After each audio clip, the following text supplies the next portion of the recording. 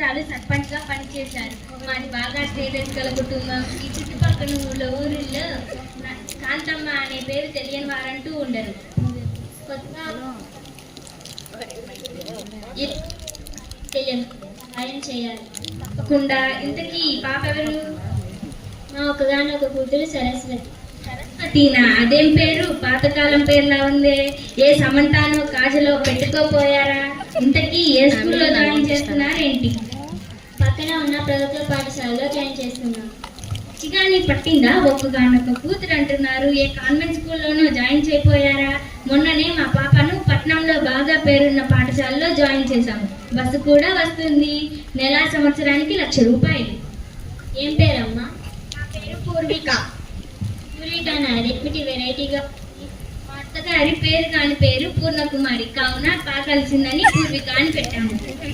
పూర్వికకి పాకు ఏం సంబంధం? సర్లే కానీ ఏ క్లాస్ చదువుతుంది? అమ్మాయి యూకేజీ చదువుతుంది. యూకేజీకి 1,00,000 రూపాయలు చాలా ఎక్కువ కదండి. పిల్లల భవిష్యత్తు బాగుండాలంటే మాకున్న 5 ఎకరాలైనా అమ్మి బాగా చదివిపిస్తాము. కాన్వెంట్ లో చదివితేనే బాగుంటారని గ్యారెంటీ. చిన్నప్పటి నుండే ఇంగ్లీష్ మీడియం చెప్తారు. క్రమశిక్షణ ఉంటుంది. టిప్ టాప్ గా తయారవుతుంటారు. బస్సులో దర్జాగా కూర్చొని వెళ్తారు. అదే ఇప్పుడు మన ప్రభుత్వ పాఠశాలలో కూడా చెప్తున్నారు. మొన్ననే ఉపాధ్యాయులందరూ వచ్చి పాఠశాలలోని అవకాశాల గురించి చక్కగా వివరించారు. ఇంకా తయారు చేయడం అంటావా? ఎంతమందిని చూడలేదు. అది మన మీద ఆధారపడి ఉంటుంది. ఇలాంటి తల్లిదండ్రులని ఎంతమంది చూడలేదు. పిల్లల చదువు కోసం డబ్బులు ఖర్చు అవుతాయని వాళ్ళ జీవితాన్ని పాడు చేస్తూ ఉంటారు. అయినా నాకెందుకులే అమ్మ, మీ పిల్ల మీ ఇష్టం. మీరు ఎన్నైనా చెప్పండి, మీ ప్రభుత్వ పాఠశాలలోనే జాయిన్ చేస్తాను. సర్లే కానీ నేను వెళ్ళొస్తాను. అమ్మ పూర్విక, పూర్విక. అమ్మ, మరి యూనిఫామ్ కి డబ్బులు పంపించమన్నారమ్మా సారు. సరేనమ్మా, కొంచెం కారం ఉంటే ఇస్తారా?